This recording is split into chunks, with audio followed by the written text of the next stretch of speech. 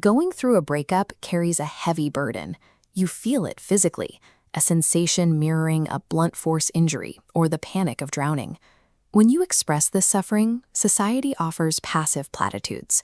Friends tell you to wait it out, promising that time eventually heals. But sitting around waiting for a cure is the wrong approach. Look at this fMRI scan of a brain experiencing rejection. The neural regions that process the emotional loss of a relationship light up in the same pattern as the pathways processing biological pain. Your body registers an injury. Because you are in a state of trauma, passively waiting for the calendar to turn leaves you helpless. To understand how to rehabilitate, we have to look at what your body is suddenly missing. From a biological standpoint, romantic heartbreak is identical to sudden, severe drug withdrawal. This graph illustrates the chemical deficit occurring post-breakup. Dopamine and oxytocin, chemicals for pleasure and bonding, crash from their peaks down to zero. At that moment, a third line, cortisol, violently spikes, triggering a state of panic and anxiety. Recognizing this biological withdrawal means we have to stop treating a breakup like poetry. It requires an active rehabilitation strategy to get your chemistry back to baseline. Over a long-term relationship, your brain builds a dedicated neural pathway connecting your partner to a chemical reward. When the relationship ends, the destination vanishes. The brain continues firing signals, but they spill into empty space, searching for a reward that no longer exists. This brings us to step 1 of the protocol, the detox. The no-contact rule provides the biological isolation required to starve the addicted pathway. Checking an ex's social media page is dangerous because it delivers a tiny, fleeting micro-hit of dopamine to a starving brain. This flowchart maps the relapse cycle.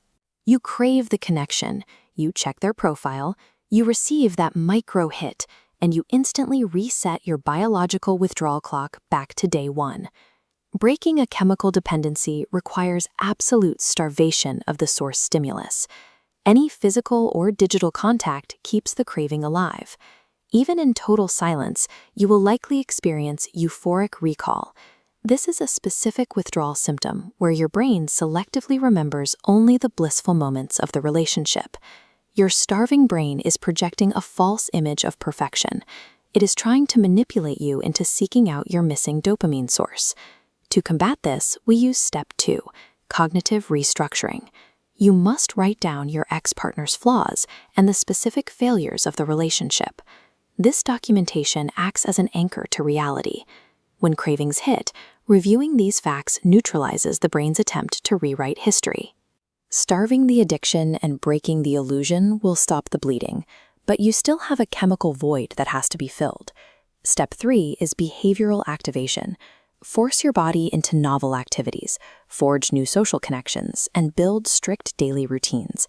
Intense physical or mental exertion, like a grueling hike or learning a complex skill, forces your brain to generate dopamine entirely independent of your ex-partner.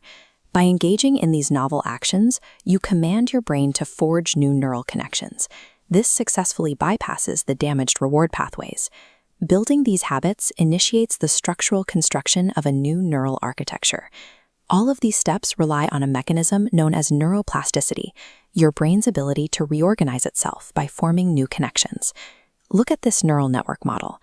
Through synaptic pruning, pathways dedicated to your ex are starved of contact. Without use, they wither and dissolve. Simultaneously, new pathways built through behavioral activation begin to grow. Receiving daily chemical traffic, they become thicker and dominant.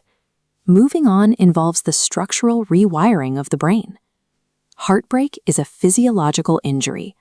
Armed with the science of rehabilitation, you have the clinical tools required to manage your own recovery.